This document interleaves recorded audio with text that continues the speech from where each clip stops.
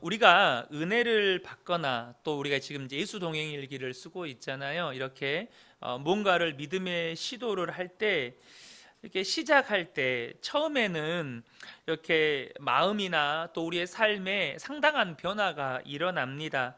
그런데 어느 정도 시간이 지나면 이 들뜬 감정이 식어지고 영적인 어떤 진보도 더뎌지고 또 삶이 무뎌지기도 하고 또 심지어 이렇게 무너지기도 하는 것을 경험하게 됩니다. 이렇게 예수 동행 일기에 실패하게 되는 몇 가지 이유가 있는데요. 먼저 그 첫 번째 이유는 예수 동행 일기를 율법적으로 일기만 쓰기 때문입니다. 다시 말하면 그 행위에만 집중하기 때문이에요. 일기 쓰는 행위. 예수 동행 일기의 목적은 주님과 친밀하게 동행하기 위해서 쓰는 것입니다. 그런데 우리가 율법주의자처럼 일기 쓰는 행위에만 열심을 내게 되면 반드시 실패하게 된다는 것입니다. 어떤 목사님이 예수 동행 일기를 쓰면서도 어느 날 이렇게 음란한 영상의 유혹을 이기지 못하고 넘어져서 깊은 좌절을 맛보고 다른 목사님께 상담을 했습니다. 그 목사님은 그 상담 드리는 이제 목사님께 예수 동행일기를 쓰는데도 안 되는 건 어떻게 해야 합니까? 이런 이제 비통한 마음으로 질문을 한 거예요. 이제 상담하시는 목사님도 답답한 마음에 주님께 물었다고 합니다. 주님, 이렇게 예수 동행일기를 써도 안 되는 겁니까? 이렇게 질문을 한 거예요. 그때 주님이 마음 가운데 선명한 대답을 주셨다고 해요. 24시간 나를 바라보는데도 죄에 무너졌다는 것은 스스로를 속이는 것이다. 그러니까 예수님을 바라보는데도 죄에 무너졌다는 건 스스로를 속이는 거라는 거예요.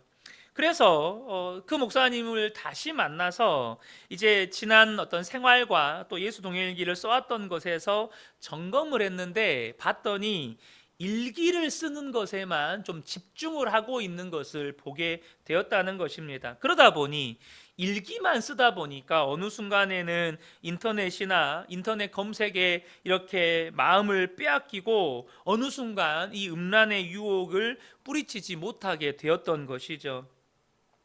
여러분, 예수 동행일기는 도구입니다. 주님을 바라보도록 도와주는 도구일 뿐입니다. 목적은 주님을 바라보는 것입니다. 주님을 바라보고 주님과 동행하는 삶의 목적이 있다는 거예요. 우리가 새벽 예배를 드려요. 새벽 예배 자체가 목적이 아닙니다. 그 새벽에 주님과 교제하기 위해서 새벽 예배를 드리는 거예요. 우리가 매일매일 성경을 읽습니다. 혹은 큐티를 합니다. 큐티가 목적이거나 혹은 성경을 읽는 게 목적이 아닙니다. 말씀을 통해서 주님을 만나는 데 목적이 있습니다. 그리고 그날 주신 말씀을 가지고 오늘 하루 붙잡고 살면서 그 말씀에 순종함으로 주님과 동행하는 삶의 목적이 있는 것입니다. 여러분, 이 시간도 마찬가지예요. 예배의 행위 자체가 목적이 아닙니다. 이 시간에 우리는 주님 앞에 있는 것입니다. 우리를 만나주시겠다고 약속하신 주님 앞에 나온 거예요.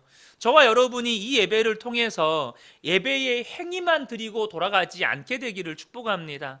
오늘도 우리 가운데에 함께 계셔서 나와 교제하시는 주님을 만나고 돌아가시게 되시기를 축복합니다. 명심해야 할 것은 이렇게 실패했을 때 어떤 태도를 취하느냐는 거예요. 이게 중요합니다. 실패했을 때 주님을 더 바라보아야 한다는 것입니다. 여러분, 마귀가 원하는 건 뭘까요? 실패 자체가 목적이 아닙니다. 실패했다고 포기하는 것입니다. 실패했다고 주님 바라보는 걸 포기하는 거예요. 실패했다고 주님과 동행하는 걸 포기하는 것입니다. 여러분, 실패했을 때 더 예수님을 의지하십시오. 주님은 반드시 다시 일어서게 해주십니다. 여러분, 위대한 사도였던 베드로가 예수님을 3번이나 부인하면서 실패했습니다. 예수님이 보는 면전에서 여러분 예수님 침을 뱉으면서 예수님을 부인했습니다. 잊혀지지 않는 기억입니다. 베드로에게 잊혀지지 않는 기억이에요.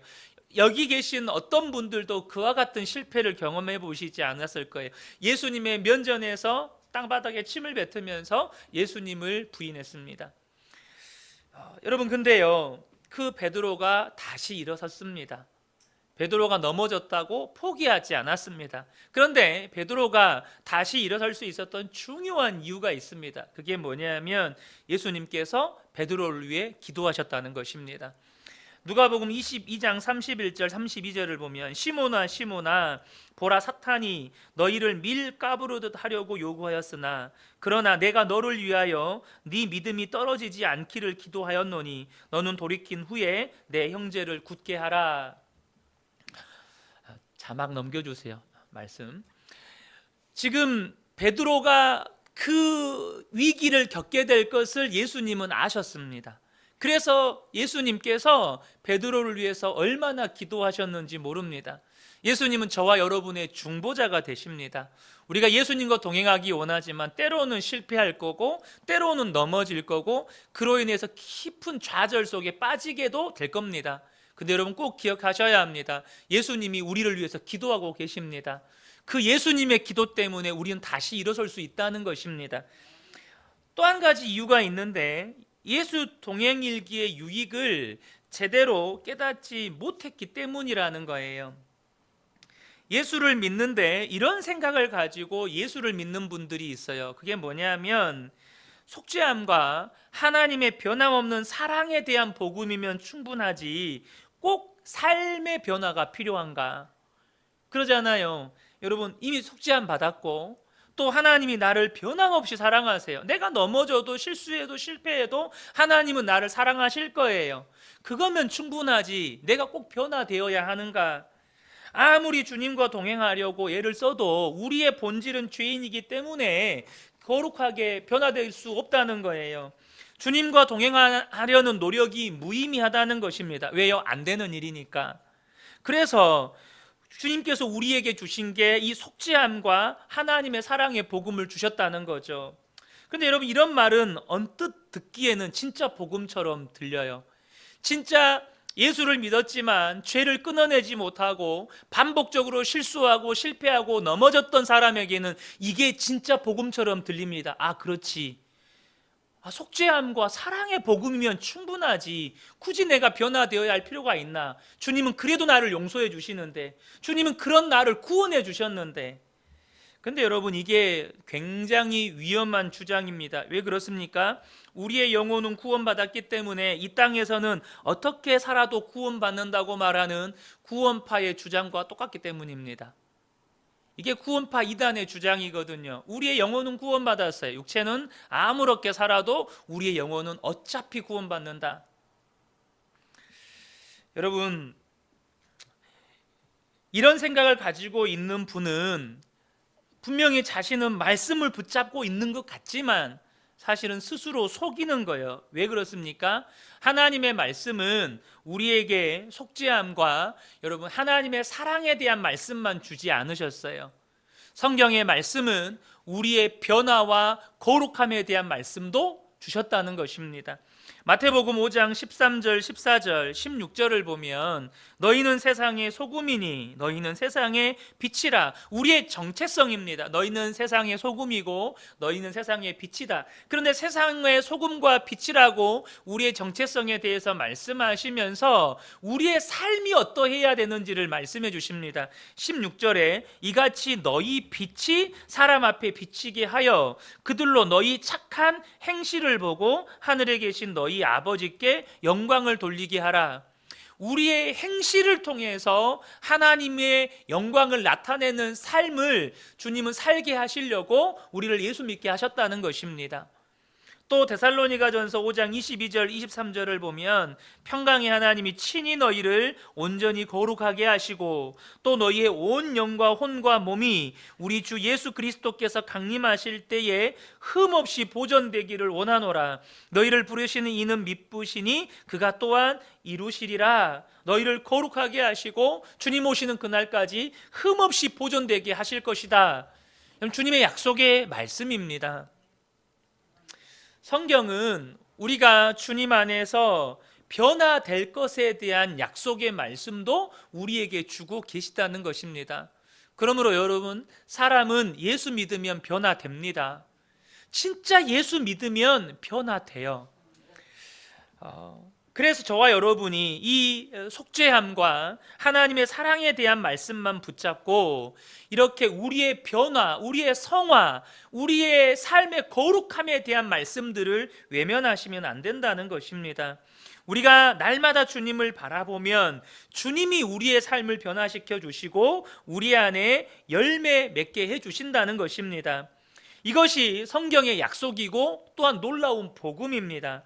그런데요, 여기서 조심해야 될 게 하나가 있어요. 그게 뭐냐면 우리가 바라보아야 할 것은 주님이지 주님이 내 삶에 이루실 어떤 일이 아니라는 거예요. 여러분, 주님을 바라보셔야 합니다. 주님이 이루실 일을 바라보시면 안 된다는 거예요. 우리의 관심이요, 주님이 언제 내 삶에 역사해 주실까?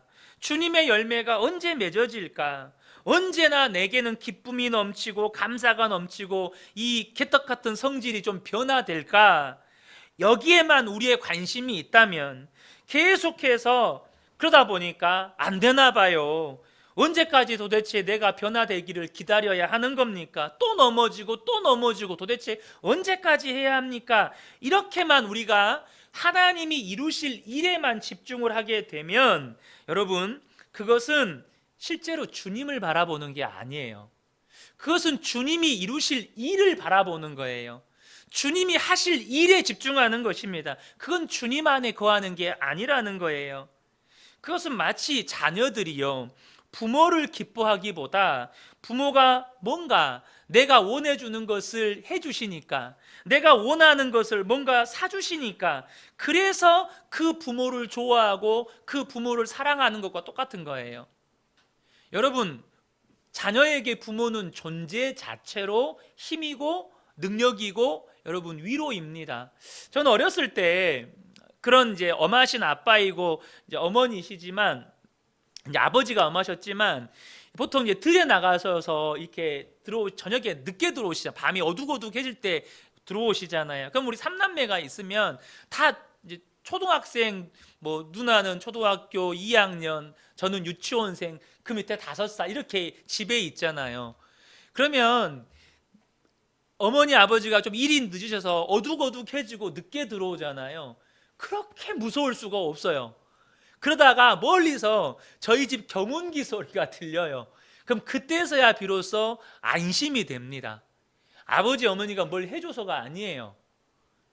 그냥 아버지 어머니가 집에 오신다, 이것만으로도 안심이 되고 모든 두려움이 떠나가는 거죠. 그 아버지 어머니가 하실 어떤 일이 아닙니다. 여러분, 저와 여러분이요, 우리의 기쁨의 이유가요, 변화된 삶이 아니라는 거예요. 우리의 기쁨의 이유는 주님입니다. 주님과 동행하는 것, 그 자체가 기쁜 거예요. 이것이 주님을 인격적으로 알고 주님과 동행하는 것입니다. 여러분, 저와 여러분의 기쁨의 이유는 주님입니다. 주님이 가장 큰 보상이고 주님과 동행함이 가장 큰 축복이라는 거예요. 그럴 때 성령의 열매도 맺어지고 내 삶의 변화도 일어나는 것입니다. 우리가 예수 동행의 길을 쓰면서 정말로 주님을 바라보는 눈이 띄어질 때 얻게 되는 정말 큰 유익은 뭐냐면 육신을 따라 사는 삶이 그쳐지게 된다는 것입니다.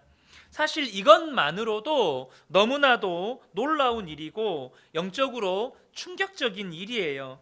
그 전에는 육신의 일을 따라 살았어요. 육신을 따라 살았어요. 육신이 즐거운 게 즐거웠고 영적인 일은 그냥 주일에 교회 나와서 그때나 예배 때나 찬양 부르고 기도하고 뭐 말씀 듣고 하는 것이지, 일상의 삶에서 뭐 기도하고 찬양하고 말씀 듣고 뭐 말씀을 묵상하고 뭐 순종한다는 거, 이건 상상도 안 되는 일이에요. 이건 부담되는 일이고 그냥 싫은 일이에요. 사실 제가 예수 동행의 길을 쓰고 나서도 지금도 그렇습니다. 때로는 육신의 충동에 빠져서 실족할 때가 있습니다. 때로는 내 안에서 올라오는 혈기를 못 이겨서 막 화를 내기도 하고 막 그래요. 그러다 보면 어떤 날은 일기를 못 쓰겠어요. 도저히 못 쓰겠어요. 이걸 어떻게 쓰지? 사실 그런 날도 있습니다. 그런데 여러분, 그렇기 때문에 기도할 수밖에 없는 거예요. 일기를 쓰려니 기도를 해야 돼요. 또 기도하고 일기를 쓰게 되면 내 실패나 죄에 대해서 다루지 않을 수가 없게 되는 겁니다. 저와 여러분이 예수 동행이기 때문에 육신에 끌려 넘어졌다 하더라도 그것이 오래 갈 수 없는 이유가 바로 여기에 있습니다. 그것 때문에 기도하게 되고, 그것 때문에 주님 앞에 그 죄를 내놓게 돼요. 주님 앞에 다룸받게 된다는 것입니다. 특별히 일기를 쓰려고 해도 특별한 것이 없어서 일기 쓰는 것이 무의미하게 생각될 때가 있죠. 그런데 여러분, 예수 동행일기를 쓰면서 그날그날을 점검하는 게 결코 무의미한 일이 아닙니다. 우리가 거울이 있으면 자연스럽게 그 거울에서 내 얼굴을 들여다보고 옷매무새를 이렇게 점검하게 됩니다. 무슨 특별한 일이 있을 것 같아서 거울을 들여다보는 게 아니고 그냥 거울이 있으면 한번 보고 내 옷매무새나 얼굴을 한번 점검하는 거죠. 그렇게 하니까 우리가 돌아다니면서 사람을 만나게 되는 것입니다. 여러분, 만약에 저와 여러분이 아침에 일어났는데 거울을 안 봤다고 생각을 해보세요. 그럼 얼굴에 뭐가 묻었는지, 머리가 어느 쪽이 짓눌렸는지 그거 모르잖아요. 하루는 오늘은 쉬는 날이니까 집에만 있자 이럴 수 있잖아요. 일주일 동안 거울을 안 봤어요. 어떨 것 같으세요? 일주일을 거울을 안 봤어요. 한 달을 거울을 안 봤어요. 여러분 어떨 것 같으세요? 길거리에 다니는 노숙인이나 여러분이나 외모에서는 별로 차이가 없는 거예요. 외모에서는. 이와 같은 것입니다. 우리가 자주 거울을 보니까 사람들 눈에 부끄럽지 않게 다닐 수 있는 것처럼 매일 주님 앞에서 자신의 마음과 생각과 말과 행동과 삶을 점검하는 사람과 그렇지 않은 사람이 결코 같을 수가 없다는 것입니다. 그런데 이것이 한 달이 되고 1년이 되고 3년이 되고 5년이 되고 10년이 되어 보세요. 10년 동안 자신의 삶을 매일매일 여러분 그거 아시죠? 프로 운동 선수들도요, 쭉 운동을 하다가 한 달만 운동을 쉬잖아요. 그러면 그 몸이요 거의 일반인처럼 돌아갑니다. 프로 운동 선수들도요. 한 달, 보통 비시즌이라는 게 있잖아요. 그래서 운동을 안 하잖아요. 거의 일반인처럼 돌아가요. 그래서 비시즌 동안 한 달은 좀 휴가처럼 쉬다가도 이제 시즌 준비하기 한 달 전부터는 얼마나 열심히 몸을 만드는지 몰라요. 왜냐하면 그 시즌 동안에 그 힘든 이 레이스를 뛰어야 되니까. 마찬가지입니다. 저와 여러분이요, 어쩌다 한번 은혜 받고 어쩌다 한번 정말로 내가 하나님 앞에 크게 회개하고 이걸로 되는 게 아닙니다. 매일매일 저와 여러분의 삶을 말씀 앞에서 주님 앞에서 점검하고 돌아볼 때 우리의 삶이 영적으로 정돈이 되고 질서가 잡히고 거룩한 삶으로 나아갈 수 있게 되는 것입니다. 그래서 여러분, 저와 여러분이 매일매일 일기를 쓰면서 혹시 내 안에 마귀가 넣어주는 생각은 없는지, 그런 감정은 없는지, 어리석은 미혹이나 죄로 더러워진 것은 없는지 이것을 점검하고 돌이키는 일이 필요하다는 거예요. 세 번째는요, 이렇게 예수 동행일기를 쓰다가 실패하는 세 번째 이유는 뭐냐면 주님과의 친밀함을 이루어 주실 주님을 믿지 못하기 때문입니다. 17세기에 윌터 마샬은 은밀한 죄에 빠져 살면서 죄책감에 시달렸습니다. 하나님이 두려웠고 자신에 대한 절망에 빠져 있었습니다. 그는 너무 괴로워하다가 청교도 신학자였던 토마스 굿윈을 찾아가서 자기 고민을 털어놓았습니다. 그러자 토마스 굿윈이 이렇게 대답을 했습니다. 자네는 지금 자네가 짓고 있는 가장 나쁜 죄에 대해서 빼놓고 이야기하고 있네. 그것은 불신앙의 죄이네. 자네는 지금 자네의 죄악을 용서하시고 자네의 본성을 거룩하게 하시는 예수 그리스도를 진정으로 믿지 않고 있네. 사람들은요, 자기에게 있어서 가장 큰 죄가 뭐라고 생각하냐면, 예를 들면 육체적인 음란이나 혹은 거짓말이나 혹은 내 안에 어떤 혈기들, 거듭나지 못한 성품들, 이런 것들이 가장 큰 죄라고 생각을 합니다. 좀 더 거기에 더 나아가면 이런 뭐 살인죄나 혹은 뭐 사기죄나 뭐 이런 죄들을 생각해요. 근데 여러분, 진짜 우리가 큰 죄는 뭐냐면 하나님을 불신하는 죄입니다. 이 윌터 마샬은 자기의 모든 죄를 용서해 주실 뿐만 아니라 자기의 본성 자체도 바꾸어 주실 예수 그리스도를 실제 믿지 않고 살았다는 것입니다. 자기를 변화시켜 주실 예수님을 안 믿었어요. 그래서 그는 그 후에 성화의 신비라고 하는 유명한 기독교 고전을 이렇게 쓰게 됩니다. 여러분, 저와 여러분이 꼭 믿으셔야 되는 게 있는데요, 주님이 저와 여러분을 거룩하게 살도록 만들어 주실 거라는 거예요. 주님이 우리 안에서 역사하셔서 우리가 거룩하게 살아가도록 역사해 주신다는 것입니다. 여러분 생각해 보세요. 여러분이 예수 믿기 전에 여러분 모습, 그리고 예수 믿었지만 예수 믿고 난 초창기의 모습, 그리고 예수 믿고 나서 지금 10년이 지났건 20년이 지났건 30년이 지났건 지난 지금의 모습 어떻습니까? 여러분 달라지셨나요? 달라지셨을 거예요. 왜냐하면 예수님이 여러분 안에서 일하고 계시기 때문입니다. 데살로니가전서 5장 22절 23절을 보면 평강의 하나님이 친히 너희를 온전히 거룩하게 하시고 또 너희의 온 영과 혼과 몸이 우리 주 예수 그리스도께서 강림하실 때에 흠없이 보존되기를 원하노라. 너희를 부르시는 이는 미쁘시니 그가 또한 이루시리라.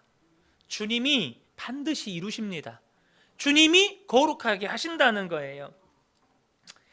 하나님은 우리가 예수 믿을 때 죄사함만 주신 게 아닙니다.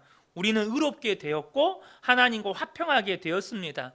로마서 8장에 보면 이미 영화롭게 하셨다고 말씀하십니다.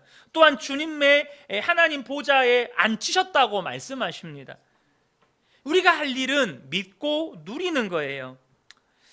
그렇게 함으로 주님과 친밀해야 한다라거나 거룩한 사람이 되어야 한다라고 하는 그 부담이나 무거운 짐에서 벗어나게 되는 것입니다.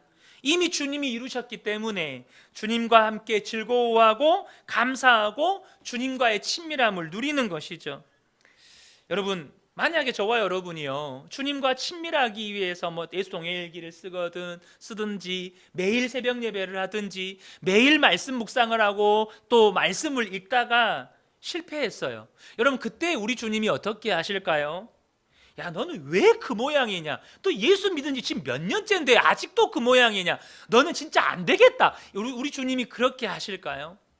절대 그렇지 않는다는 것입니다. 여러분, 그래도 주님은 여전히 우리를 기뻐하십니다.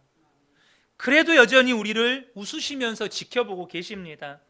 여러분, 어린아이가 이제 일어서기를 했어요. 그래서 이제 걷기 시작합니다. 한 걸음 두 걸음 뒤뚱뒤뚱 걷다가 철퍼덕 넘어졌어요. 여러분, 걸음마를 배우고 있는 아이가 넘어졌을 때 그 아이를 보면서 어머니가 야, 너는 안 되겠다, 너는 기어만 다녀라, 이런 부모는 없습니다. 너는 도저히 못 걸으래다, 넌 앞으로 기어만 다녀라, 그런 부모는 없어요. 그 아이가 걷고 뛸 것을 기대합니다. 오히려 일어났을 때 또 한 걸음 뛰었을 때 얼마나 좋아하는지 모릅니다. 오늘은 한 걸음 뗐는데 내일은 두 걸음 떼요. 두 걸음 떼고 넘어졌는데 그렇게 박수치면서 좋아해요. 그 다음엔 한 10걸음 떼고 넘어졌어요. 세상을 다 가진 것처럼 좋아합니다. 그게 부모의 마음이고 우리 주님의 마음입니다. 주님과 동행하려고 하루, 이틀, 열흘은 쭉 그렇게 살았어요. 근데 11일째 되는 날 여지없이 넘어졌어요. 근데 주님께서요 그 열흘을 주님과 동행하며 살아온 것에 대해서 박수 쳐주시면서 너무너무 좋아하고 행복해 하신다는 것입니다. 여러분, 어느 수도사가 아이는 걸어 다니기까지 3000번 넘어지고야 겨우 걷는 법을 배운다고 합니다. 여러분, 우리는요 3000번 넘어졌다가 일어선 사람들입니다. 3000번 넘어졌다가 걷는 법을 배운 사람들이에요. 이것은 예수님과의 친밀한 동행도 마찬가지입니다. 우리가요 수없이 많이 넘어질 거예요. 그런데 이미 하나님의 은혜 안에서 이미 그것을 하나님이 다 이루셨어요. 주님과의 친밀한 동행은 나의 노력으로 달린 게 아니고 주님이 우리 안에서 이루어 가신다는 거예요. 나는 계속해서 주님 바라보기 위해서 믿음의 선택을 해가는 것 뿐입니다. 에베소서 3장 20절 보면 우리 가운데서 역사하시는 능력대로 우리가 구하거나 생각하는 모든 것에 더 넘치도록 능히 하실이라고 성경은 말씀합니다. 여러분, 우리가 구하고 우리가 생각하는 것보다 주님은 더욱더 넘치도록 역사하신 하나님이십니다. 빌립보서 1장 6절 오늘 본문의 말씀, 설교 본문 말씀입니다. 우리 함께 읽겠습니다. 너희 안에서 착한 일을 시작하신 이가 그리스도 예수의 날까지 이루실 줄을 우리는 확신하노라. 아멘입니다. 주님이 이루신다는 거예요. 우리가 할 일은 계속해서 주님 바라보면서 사는 것 뿐입니다. 예수 안에서 승리는 보장되어 있습니다. 우리 성도님들이 포기하지 마시고, 넘어졌더라도 포기하지 마시고, 우리 주님께서 우리 안에서 이루실 일들을 기대하시면서 날마다 믿음으로 주님과 동행하며 사시기를 예수님의 이름으로 축복합니다. 아멘. 우리 정숙견 집사님 앞으로 나오시겠습니다.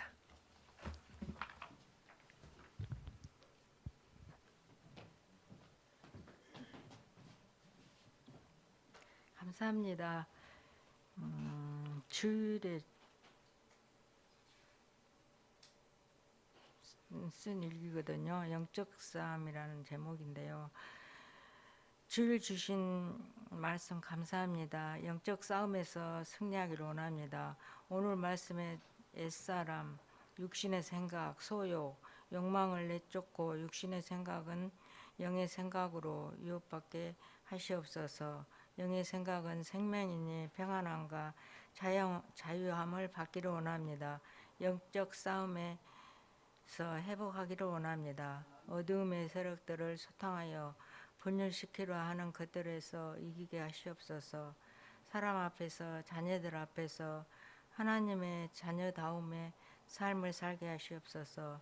당당하게 떳떳하게 살지 못하는 죄인 같은 마음과 생각은 무슨 이유일까요?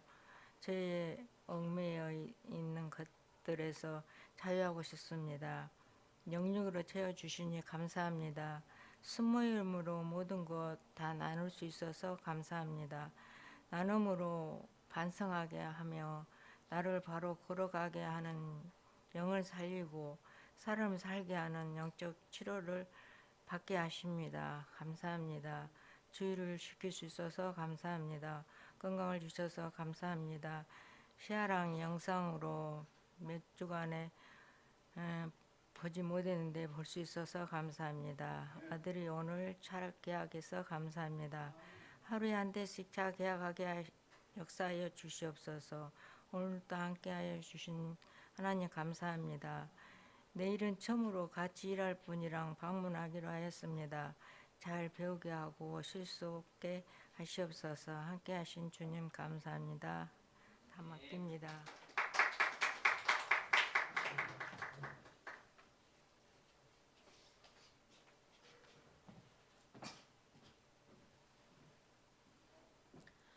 1월 18일 목요일, 1월 17일 수요일입니다. 수요일 오늘은 아이들을 데리고 치과에 가려고 하루 쉬기로 했습니다.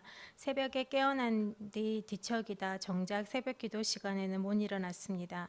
아침에 일어나 말씀을 듣는데 그동안 내 삶에서 역사하셨던 하나님을 다시 생각하게 하시고 내 안에 승리하신 하나님이 살아계시다고 계속 말씀하고 계시는 것 같았습니다.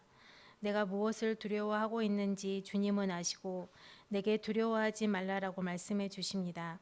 아침에 순 말씀을 읽는 중에도 전쟁은 하나님이 하신다고 읽어집니다. 내가 힘쓰고 애써야 하는 것은 주님과의 관계라는 것, 하나님과의 사랑의 관계가 깊어져야 한다는 것입니다. 모든 상황은 하나님이 정리해 주시고 나는 그 하나님의 말씀에 순종하며 나아가기만 하면 되는 것입니다. 그런데 쉽지 않습니다. 눈앞에 펼쳐진 상황에 쉽게 마음을 빼앗겨버리는 연약함이 나의 발목을 계속 붙잡습니다. 문제보다 크신 하나님, 승리하신 하나님, 진리의 길로 이끄시는 하나님, 그 하나님을 찬양합니다. 그리고 1월 25일 요즘 계속 새벽 말씀은 순종에 대한 말씀입니다. 나는 매일 선포된 말씀에 얼마나 순종하고 살고 있는지 돌아봐집니다. 요즘은 요한복음 15장 말씀을 가지고 묵상하고 그 말씀을 가지고 기도를 합니다. 예전에는 그냥 예수님이 포도나무고 나는 가지라고 기도가 되었는데 한 절 한 절을 다시 읽고 묵상하고 기도할 때 더 깊게 다가오고 새롭게 다가옵니다. 매번 삶에서는 넘어지고 죄를 지어서 낙심이 되어 이렇게 말씀을 가지고 기도하는 것이 아무 의미 없게 느껴졌는데 이제는 넘어져도 죄를 지어도 뻔뻔하게 나아가려고 합니다. 사단은 나의 마음을 가지고 말씀 묵상을 못하게 하려고 합니다. 이제는 지지 않고 돌파하기를 기도합니다. 종일 할 일이 많아 늦게 퇴근을 했더니 저녁 시간이 빠듯해집니다. 식사 시간도 늦어지고 모든 것이 다 늦어집니다. 피곤하지만 감사합니다. 사무실에서 종합적으로 일을 배울 수 있어서 감사합니다. 사람을 상대하는 요령을 터득하게 하심에 감사합니다. 주님이 부르신 자리에서 훈련을 받게 하시니 감사합니다. 센터장님이 악한 사람이 아니어서 감사합니다. 센터장님의 뒷감당을 잘할 수 있게 해주시니 감사합니다. 아이들이 잘 먹고 잘 지내게 하시니 감사합니다. 후다닥 요리로 식구들이 모두 맛있게 먹게 해주시니 감사합니다. 매일 말씀 묵상과 말씀 기도 감사합니다.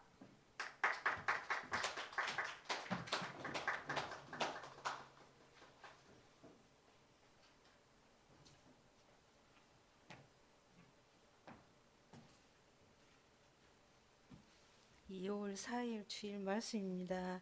어젯밤 남편은 집에 오자마자 계단에 있는 나무가 시들어 있는 것을 보고 화를 버럭 냈다. 당황한 나머지 내가 몸이 이상할 만큼 처져버렸다.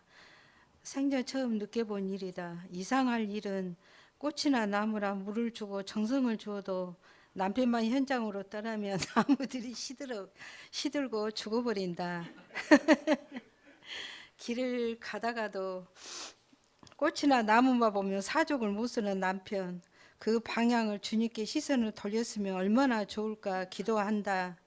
밤새 끙끙 앓는 남편을 보니 짠한 마음이 들기도 한다. 하나님, 주일 말씀을 통해 영의 양식을 주셔서 감사합니다. 매 순간마다 육신의 생각으로 살고 있는 저를 약속의 자녀로 삼아주시고 성령의 보호 아래 살게 하시니 감사합니다.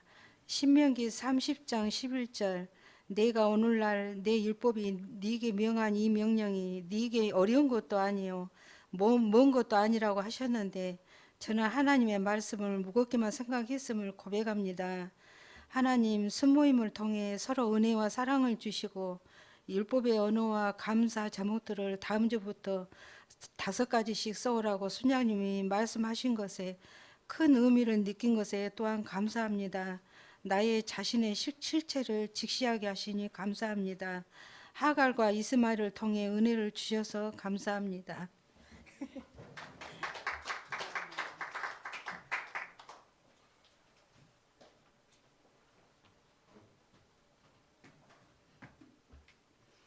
(2월 4일) 일요일 제목 계속해서 말씀해 주신 내 아버지. 계속 내 삶에서 말씀하여 주신 하나님께서 주일에도 또 연결하여 말씀해 주십니다. 나는 약속의 자녀 성령의 자녀이니 내 안에 버리지 못하고 하나가 되어 있는 육체 악한 세력들을 뿌리채 뽑고 버리라 하시는 것 같았습니다. 실제 내 삶에서 이 악한 세력들이 내 안에 육신의 자아들이 희롱하고 비웃음을 인정이 됩니다.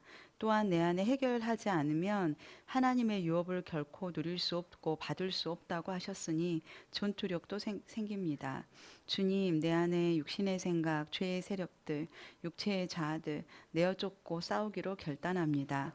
계속 말씀하여 주신 뜨거운 내 아빠 사랑 감사합니다. 아이들과 만나며 캠프의 영향력을 봅니다. 다음 세대 아이들과 찬양과 말씀을 나누고 암송을 하며 하나님께 함께 갈 수 있는 은혜에 동참할 수 있게 해주심 감사와 영광을 올려드립니다. 또한 함께 섬겨주신 장로님, 권사님, 성도님들께 진심으로 감사합니다. 주일 말씀 중 내 안에 육신의 일들과 하나 되어 있는 것들을 쫓아내는 일들이 참 힘들다는 말씀이 공감이 되었습니다. 저녁에 내 안에 육신의 자아들이 또 순간적으로 올라옵니다. 피곤하여 퍼지고 싶었으나 주일 말씀이 생각나 회개하고 예수님 이름으로 떠나갈 것을 선포하고 십자가에 못 박았습니다. 속히 내 안의 모든 것들이 주님이 원하시는 정결하고 거룩한 신부가 되길 간절히 기도합니다. 그러나 예전만큼 불같이 올라오고 많이 힘들지 않아서 참 다행이고 감사합니다. 또한 주일 말씀의 은혜로 저녁에 내 안의 육체 자아들을 처리할 힘을 주셔서 감사합니다. 동행일기를 하루를 기록하며 마무리하게 해주시고 은혜의 울타리 주셔서 감사합니다. 오늘도 가정과 교회를 향한 귀한 섬김 감사합니다.